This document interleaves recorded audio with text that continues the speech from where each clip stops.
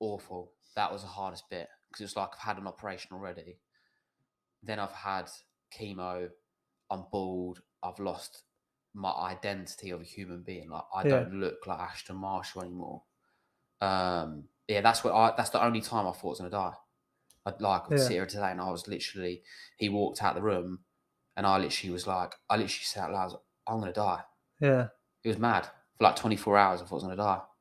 Good morning, good afternoon, good evening. Welcome back to the Adam Aveling podcast, the podcast all about self-improvement, personal development, working on yourself and trying to become the best possible version of yourself. So episode 9, I believe, so far. So it's my second guest. And today I'm sat down with Ash, who's got a really amazing story to tell. And I'm really intrigued to find out more about it. Actually, me and Ash know each other through Taya. Ash was actually at the wedding. So Ash's partner is Taya's best friend, fiance, actually. The bridesmaid. The bridesmaid, yeah.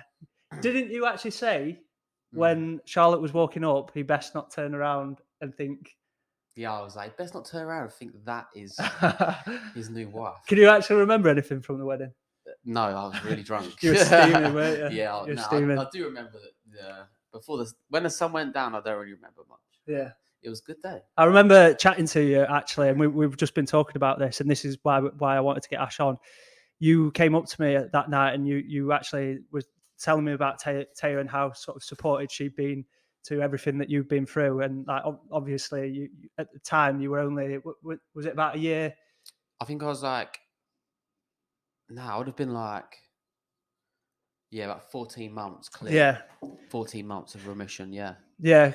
Because when you told me, obviously, you just had cancer, like I thought you meant like a few years ago. I didn't realize it was literally like 14 months ago, because you looked, you're like, I couldn't believe, you're like full head of hair, you look healthy, you look good. Yeah. It was crazy. But before we kind of get into that, I just kind of wanted to talk a little bit, because going off from the last podcast, I was talking a lot about alcohol and my decision on whether to completely cut alcohol out or not, and I was going through this thought process in my mind. But you've stopped drinking for the past few months, haven't you? Yeah, I've nearly gone 6 months without a drink now. That's mad. What made you sort of do that? I went out one night with the lads and I was just so drunk, and I got in really late, and then it's just like I woke up the next day and I was like, do you know what? It's not even worth it. Yeah. I'm quite into fitness anyway. Like, obviously, I am as healthy as I can be after what happened. So I know I have to be careful anyway. But I just get really bad anxiety the next day. I noticed that. I can't do it. Yeah. So I went on holiday to Spain with the family, and then I was like, when I get back, I'm gonna knock it on the head and see how long I can go. Did you? Maybe 6 months. Did you presume that you were going to get this far? Like you were going to last 6 months? Yeah, I was pretty determined. Did you? Yeah. Has it been hard? Yeah, at times, like when everyone else is drinking, like at parties and stuff like that. But you can get some 0% beers and stuff like that. You drive, but I'm quite easy to talk to anyway, so it's not a problem. Like I can still make a conversation and be fun. There's obviously some things you're like holding back, and you think, like, I don't actually think that's as funny as what it was, but because you're not drunk. Yeah, you can't just like. I was watching an episode. It was Andrew Huberman's podcast about alcohol, and he was telling you why you can say whatever you want. It's because like our whole thought process changes when we're actually drinking alcohol. So everything comes down. You know, when you're gonna say something when you're not drunk and you're like, and you stop yourself. When you're drinking alcohol, it just all goes out the window, doesn't it? It's mad. I worried at the beginning because I was like, I'm going to go out, I'm not going to be able to have a good time ever again. But you do have a good time, but it's a different type of good time, and you appreciate it. It's so much more. And the next day you can go gym, walk the dog at 7 o'clock in the morning, and it's all nice. There's a like I noticed it quite a lot. I spoke about it on the last podcast. When I was younger, in my late teens, early 20s, all I did was look forward to something that evolved around alcohol. Oh, 100%. And when you cut it out, like it's mad, because a lot of other, and I've not completely quit it out. I have done 3 months when I was doing a bodybuilding competition before, but so much more just unlocks, doesn't it? You do find other hobbies. You can push a little bit more with your work. You can spend more time with people that you love. Like It is mad. Yeah. What big changes would you say that you've noticed if you have noticed any? Promotion at work. Have you? Like, yeah, just have you ever seen the film Limitless? Mate, That tablet. are That's you literally how I feel. have I spoke to you about that recently? Nah. My next podcast was going to be talking about that exact thing. I swear to God, That's mad. I've felt like that before. Yeah. I That's was how I literally feel all the my time. next podcast. I'm going to be talking about this Yeah. because I have actually felt like, and it was a few times, like what is happening to me. I feel so energized. I feel amazing. I feel really good. Like everything, I can deal with everything. I'm positive. Yeah. 100%. Like, yeah, It's literally that's how mad. I work in sales, so it's quite relentless every day. Yeah, And like my performance at work has never been so strong as what it is now. yeah. And I'm just like, no, I'm not going back now. Mm. Keep going. But I think I will drink again. Like, I'm not. Yeah, I've not got a problem, but it's like I want to focus on me and grow. Yeah. I always said this year I want to grow myself. Yeah. And look back and think, oh yeah, smashed it. a lot of the time when we drink alcohol, it kind of clouds our judgment, doesn't it? And you don't really have to do much thinking. But when you do cut it out a little bit, and this isn't like a being derogatory towards alcohol, this is just like you actually think about things more. Definitely. You can process things more. And if you can go out and get smashed and the next day you're absolutely fine, hats off to you. Yeah. Fair play. That was me when I was in my 20s. That was. Yeah. But like, I don't know, you get older, you get more responsibilities, and then anxiety kind of hits, doesn't it? Yeah, it does change. It does Life change. changes. It does change. So yeah, enough about alcohol. So when did you first find out that you might have cancer? It probably links in quite well because I was actually on a lad's holiday in Croatia. Yeah. And I went to have a shower and I was so drunk. It was like 4:00 in the morning. Just literally got back from a festival, and I had a shower. And as you do, like as a bloke, you check yourself. And I checked, and I was like, felt the smallest like bump on my testicle, and I was like, Really? that's not right. But because I was so drunk, I was like, I was ignoring it. Do you know what? Do you reckon? Sorry to jump in. Do you reckon if you weren't drunk, you wouldn't have felt it? Maybe like in the next week or so. Mate, right. Yeah. Because it was like right. painful if I touched it, so I would know. And then when I got back home, that was in like August, and then I left it until like September, October, and it didn't really get any worse. And then it, like, do you remember a BB gun pellet, the small little pellets? Yeah. It was like that. Really? And then by December, when obviously I got ill, it was like the size of like a pea, like a small pea. And then that's when I was like, right, I'm in trouble. And then I was at work. I was really ill. Like I was shaking at work. Had the radio next to me. I was so cold, sweating. It was really weird. What did you think it was at the time? I thought I had cancer all over my body. Really? Like, because I felt the lump. It turns out I did just have the flu because I called 111. Right. And I said to him, like, oh, by the way, I've found a lump on my testicle. And the guy was like, how long has it been there? And I was like, I'm not going to lie to you, mate, like 3 months. And he was like, I could tell with his panic over the phone. He was like, right, you need to go to the hospital. So I rang Charlotte, my missus, and said, like, I'm going to go to the hospital. 111 told me. But she thinks it was because of the flu, but it wasn't because of the flu. It was because of this lump. Yeah. So when I got there, it was. I always remember it. We walked into the room, and then I was like, Char, I'm so sorry. And she was like, what are you sorry for? And I was like, I haven't told you something, and I should have told you. And she was like, what? And then the nurse was like, what's wrong? And I was like, I've got a lump on my testicle. And she was like, okay, cool, let me check it. So she checked it, and then as she checked it, like I winced, and I was like, then I looked at her, and she was like, oh, okay, you need to go have a scan. And that's when I knew. I was like, oh my God, this is not right. Yeah, that's crazy. And I think if I've learned anything just from that last 2 minutes is I need to check my testicles more. Yeah, check it. Definitely. Yeah, I'll get Adam to put in the link of how to do it because people don't know how to do it. Yeah. And it's so easy. And it's like, the first couple of times I was laughing about talking about it, and now it's like, Jesus Christ, just stop being an idiot and just check. Like, girls check their boobs and they don't laugh about it. Yeah. But men can't go to the pub and talk about it. Because this like, oh no, it's a bit awkward. No, like just check your balls. Just get them checked. Literally, get them checked, lads. Yeah. Literally. When did they actually tell you that you 100% had cancer? So I left it like that week. So I had the scan on the 23rd of December, and they said if anything bad, like bad news, we'll ring you the next 48 hours. So I was like, Christmas Eve, Christmas Day, like I've got to get through these next 2 days and I'll be all right. Yeah. So I didn't tell my dad, my mum, didn't tell anyone. And then they called me the next morning at 8 o'clock. It was really bad. Me and Charlotte went to Winter Wonderland the night before. We fell asleep on a train home, woke up in Peterborough, had to get a taxi from Peterborough to Stevenage. We got in at like 4 o'clock in the morning. Really? And then we woke up 4 hours later. Literally. It was mad. Then I got a call from my doctor at 8 o'clock and I just saw my number like 01438 and I was like, oh my God. Then he was like, is this Mr. Ashton Marshall? I was like, yeah. He goes, can you come down to the doctor's surgery like immediately today? And I was like, yes, I can. Did you know what it was straight away? 100%, yeah. I just told my dad straight away. He was meant to be flying to New Zealand like 2 days later to see my brother, but he didn't go. Yeah. It was terrible. It was a heartbreaking time. It was Christmas Eve. Like, yeah. Mad. How did you deal with finding out? Did you just have to try and put on a brave face and put it to the back of your mind, or did it affect? Well, obviously it's going to affect you, but was it? I was quite angry, like in the waiting room. I was quite angry, but I think that's because I was still a little bit drunk. And then I just remember literally told me, and I was like, no, I can't. I'm Ashton Marshall, like. Yeah, we think we're bulletproof as men. I spoke about it.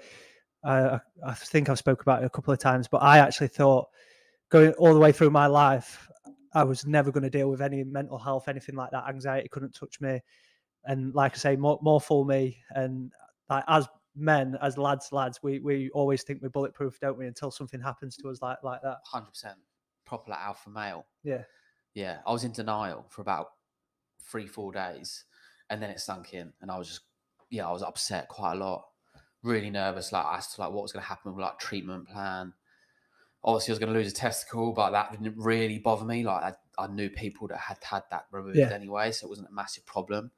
But the big thing was like being bald and losing my muscles. Talk me through what happened from that point then. So obviously you found out, and then what? How quickly did the treatment start? Things like that. So on New Year's Day, I had my testicle removed. Wow, and then, that quick? Yeah, that quick. So it didn't even give you time to. It wasn't even stage 1; it was stage 2 because I'd left it so long. So it was like a teratoma, something like that. So it was quite. I knew it was quite. Like I was an absolute idiot for leaving it so long. Like my doctor said, like, why did you leave it? And I said, I don't know. I was embarrassed. Like, was it? Do you think just literally trying to push it to the back of your mind because you didn't want to actually face it in case it was? Yeah, literally. Yeah, literally. I'd go in the shower and not check because I'm like, I know what's there. I'll be honest. I kind of do that now. Like I don't check because you don't want to know the answer. You don't want to know. Nah, it's ridiculous, and it's stupid. Like you're better off checking. So like I've definitely learned to check from that. But sorry. So New Year's Day. Had the operation to have my testicle removed, which was like, it was all good, it's easy, literally in and out in a couple of hours.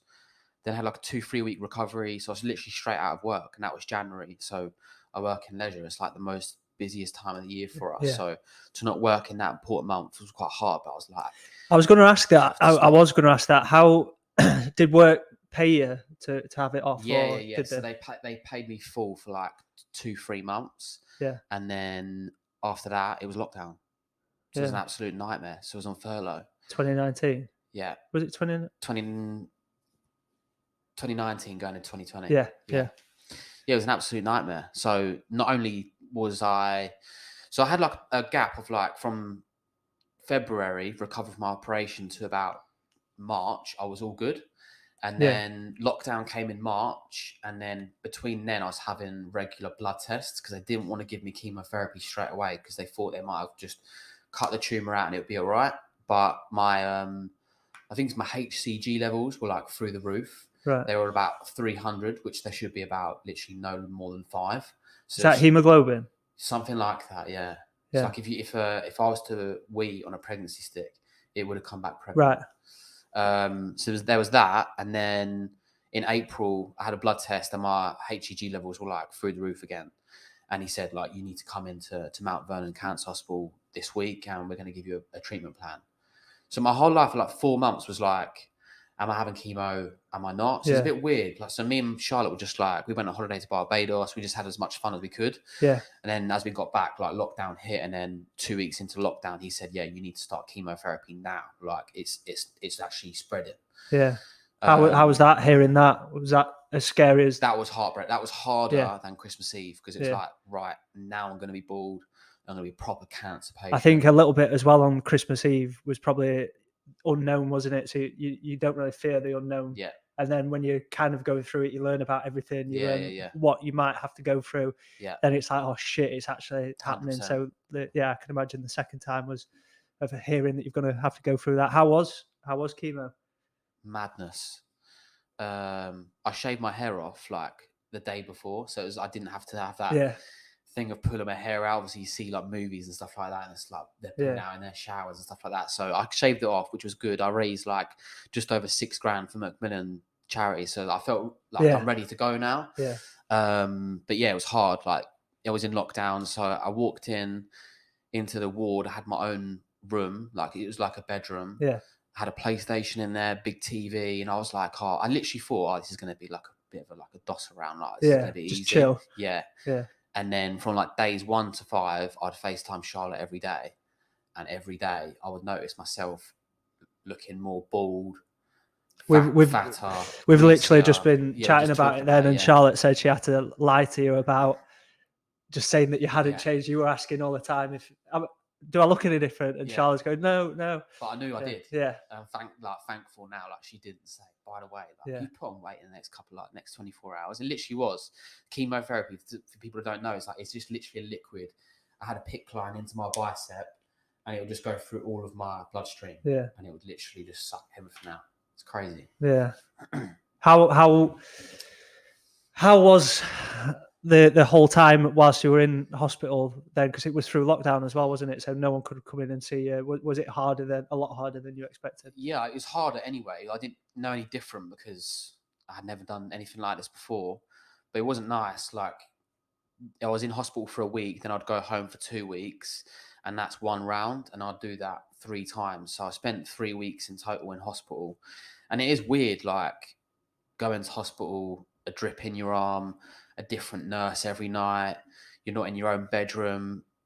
The news was all depressing because it was all about like the cases rising, and there was like people like talking about, making sure that you don't go out, Ash, because you're going to be really vulnerable, and if you were to get COVID, like, you could potentially die. And there was a lot of scaremongering. Like, everyone was just scared. I can imagine. Even did you kind of not care? No, I about didn't the COVID? Care. Nah, because obviously what you're going through is a lot closer to home. 100%. Didn't care. Like, I know obviously people have like passed away from COVID, so is really important. Like, we still. But when you're going through something like that, that had to be your number one focus. Yeah, 100%. Didn't it? Yeah, it just overtook everything. Yeah. So I had the chemo for 9 weeks, but then on week 8, after everything, it was my last week in hospital. On the Monday, my Dr. Sharma would come in and check me in, and he'd literally weigh me. Yeah. Have a CT scan, make sure that the tumour's is going, because it was in my back. Yeah. Is that how far it spread? It spread to my back. Yeah. Wow. Like my lymph nodes right around the back of my spine. Were you getting pain in your back? Nothing. Like, it was a dead tumour, but it was still alive inside. So basically, what he said, if I left it for like 5-6 years, in 5-6 years' time, it will come back. Yeah. So he was like, we need to get rid of it. Yeah. So we'll give you chemo. But then on week 8, he came into the doctor's room and he was like, Ash, like, how are you feeling? I'm like, yeah, I feel fine. Like, last week of chemo, like, I'm ready to go. Because I was literally thinking on Friday, he's going to say, oh, you're cancer free now, Ash. Like, you can go chill out and celebrate. And he was like, I've got some bad news. Unfortunately, the chemo isn't working as well as what we'd liked, and we're going to need you to have an operation. And I was like, right. And that was supposed to be the back end of it. Yeah. Like, that was meant to be done. But he's like saying the chemo does not work. So I was like, why the hell have you just done this? Like, because I've had 8 weeks of chemo and you've not done anything with me. So I was obviously looking back, like, really naive. Yeah. And he was like, look, you've got to have an operation. It's called RP-LND. Oh, it's mad. Like, I knew it was. It's like my whole stomach has to be cut open up to my chest. Really? Take all my organs out, kidneys out, bowels out, go right to the back of my spine, and then take out the lymph nodes, and then put them all back. You've had that done? I've had that done. Yeah. That's mad. I'll send you pictures so you can put it in the video. Yeah. Yeah. I honestly didn't even know you had that done. Yeah. Which is why I think speaking about this kind of thing is crazy. Yeah, it's mad. Your organs have been outside your body. Literally. That's it was nuts. 8-hour operation. Private hospital in Chelsea in London. So yeah, it was mad. And that operation, I was in hospital for a week to recover. Yeah. Like, it was rough. I was on so much morphine. I don't really remember. So how many? When was this? Sorry. So you found out December 23rd. Yeah. And then you went through all the chemo, got to the end of that, realized that didn't work. Yeah. And then you found out that you're going to have this operation. When? That was in August. August. So what? 7 months down the line. Yeah. Yeah. What was your headspace like at that point, when, not after the operation, before, when you found out you had to have another operation? Awful. That was the hardest bit, because it's like I've had an operation already. Then I've had chemo. I'm bald. I've lost my identity of a human being. Like, I don't look like Ashton Marshall anymore. Yeah, that's the only time I thought I was gonna die. I'd sit here today, and I was literally, he walked out the room, and I literally said out loud, I'm gonna die. Yeah. It was mad. For like 24 hours, I thought I was gonna die. It's crazy. Yeah. Like, I got, like, you when you say that, because not many situations in life you probably actually think that. You might jokingly think that and like actually say that, but there's not many times you actually think.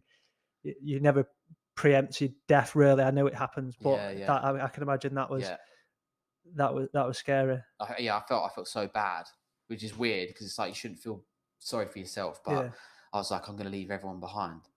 Yeah. And it was weird 24, 48 hours. Then it picked up after that, and then I met the doctor again, and he kind of sat me down and said, like, no, like, it's serious. Like, it's a very serious operation. Only happens like 26 times in the UK every year, so it's very, very rare. But I knew I was in the best hands. I just had to trust, believe and trust. Yeah, literally under the knife. Yeah. But yeah, the operation itself was the hardest part physically. Like, I had to learn to walk again properly. Really? Go to the toilet, have a shower, all that stuff. Like, I had to learn properly again to like get my strength up in my core. But I got there, and then it was like 3 months recovery. So I wasn't in work again for like another 3-4 months, which was horrible at home. Yeah. Bored. Played endless amounts of PlayStation. Standard. Literally. So do you know what though? Like, and I've said this before. When I lost one of my best mates a couple of years ago, I'm so grateful that I had the Xbox. Like, honestly, I'm so grateful. I switched off. Like, I wasn't thinking about that. I was on chatting to the boys, just playing a game. Yeah. Like, and that helped me kind of get. I can imagine it was probably quite similar. You just switched off, like playing with the boys, playing FIFA, chilling. Yeah. Just chilling out. 100%. Yeah. It was in lockdown as well, so I was still quite nervous to meet people and stuff like that, and who I can trust to like. So all of this is through lockdown. So I'm assuming you hadn't seen many people at all, other than immediate people. Not at all. So I bet it was quite lonely in a sense. Obviously, you had the people around you, didn't you? But I bet like everyone felt isolated in lockdown. But I can imagine going through something as big as this, and then I don't know. It was a bit weird. Like, back before then, I was really sociable. Like, I used to go out all the time. And I think that kind of made me like not sociable, because it's like in that time of my hardest time of my life, I kind of found out who was the most important people to me. Not like because people didn't talk to me. Like, I had so much support. It was makes you think crazy, doesn't it? Yeah. But then I now know I can count 10 people, and I'm like, that's my close ones. Yeah. And that's who I want to spend time with. For me as well, I think you kind of do that as you get a little bit older, don't you? Like, definitely. Me, when I was younger, I had so many groups of mates, so many, and the older that you get, you realise that you don't need that many, and you just need the close, good friends and family, don't you? Yeah, definitely. Yeah. Definitely. So you had that operation. Yeah. Then what happened after that? So I had the recovery, and then I had to wait like 5 months for my results, because I had so much swelling around my stomach and around my back, around my spine. So they said, like, we can't give you a true reading of a CT scan until about Christmas time. So ironic, it was like like Christmas time again. Like, could either be a really good Christmas. Yeah. Didn't find out results at Christmas time, and then it was January the 12th. 5 days after my birthday. Now, there you go. Yeah. Yeah, January the 12th, 2021. They say nothing good happens in January. Mate, it does now. Yeah, got a call from Dr. Sharman. He was like, how are you? And I was like, not too bad. What's going on? And he said, like, great news. Like, your CT scans come back all clear. And I was like, okay, just to confirm, like, am I in remission? He was like, yes, Ash, you're in remission. I was literally got phone. Me and Charlotte started crying and cuddling. It was amazing. Yeah, that's my mate. Yeah, it was a great moment. Yeah, I bet it's special, kind of looking back on that, isn't it? Yeah, crazy. It just, like, obviously, I do look at life completely different now. Yeah, and obviously, like, it would have been nice not to have gone through that, but I think everything you go through makes you into the person that you are. Like, definitely. Obviously, there's things that you don't want to go through, and that you wish you probably never did go through. But I always say everything in life makes you into the person that you're becoming or that you are. So definitely, is what it is, isn't it? It's got to move on. Do you know what's absolutely crazy? When I first met you, it had only been, did you say 40 months? Yeah, about that, 14. Yeah. Like, I could not believe it. Like, everything that you kind of been through, and 40 months later, you were. Yeah. You had a full head of hair. Yeah. Like, you look well. Like, you were pissed out your hair. Yeah. No, you just got to crack on. Yeah. Like, that's how I live life now. Like, just chill out. The smallest things that worry people, like even at work or my family. Yeah.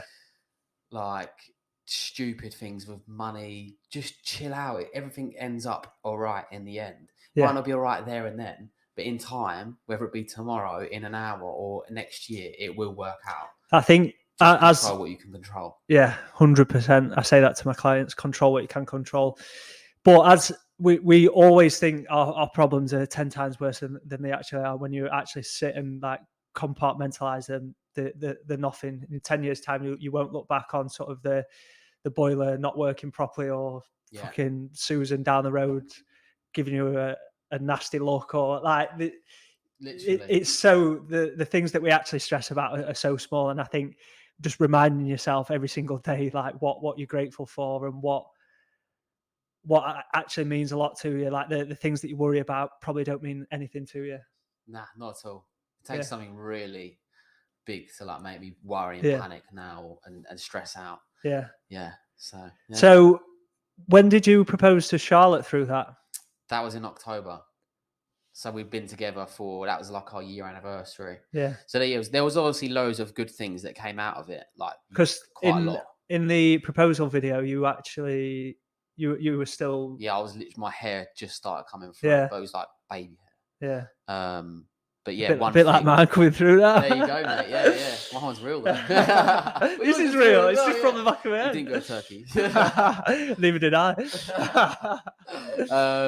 No, obviously good things do come out of it. I don't think, and Charlotte will probably agree, but I don't think we would have been engaged on our year anniversary. Yeah. But it's literally, the nurse said to me, I got really close with her. Her name's Linda, and she basically said like, a lot of people propose, and I'm like, yeah. It just makes sense. Why don't I, like, what am I doing? Like, yeah. She said to me she's not going anywhere, so I'm just going to propose. Like, yeah, fuck it. So I rang her dad, and then he. I've seen that video, mate, and honestly, it's such a special video because you can see the emotion in it from what you're going through, but also the love there. It is an amazing video. Nah, definitely. So there was some good things that come out of it as well, which is good. Yeah. Yeah. So Ashton Marshall now. What sort of do you look back on over that time? What life lessons have you learned from that? Check your balls. Yeah, that's that. Yeah. I'm literally going to go get a shower after this. I'm going to be stood there like, day. Check your balls. Oh man, yeah, literally simple as that. But don't be thinking you're so big. Like, just calm down. Everyone's the same. Just chill out. Yeah. Don't worry about small things. It'll work out in the end. But yeah, just don't get ahead of yourself. Yeah, definitely. Yeah, well, I appreciate you coming on, and like there could be someone going through something very, very similar, or it might make people actually think about sort of the problems that they have in their life. Are they actually that bad? So yeah, thank you for sharing that, mate. I really appreciate that, and hopefully, if you enjoyed listening to that, give Ash a follow because you're quite active on Twitter, aren't you? More than anything. Yeah, I need for an ass. Yeah. Yeah, don't. Yeah, but no, you've put some really amazing things on Twitter. I've put loads of. Well, the camera's stopped, but podcast listeners, you get an extra few seconds. I had a good outro. Go on then. Good afternoon, good evening, and good night. Sick. Thank you for listening. Please like and subscribe. Cheers. That's it.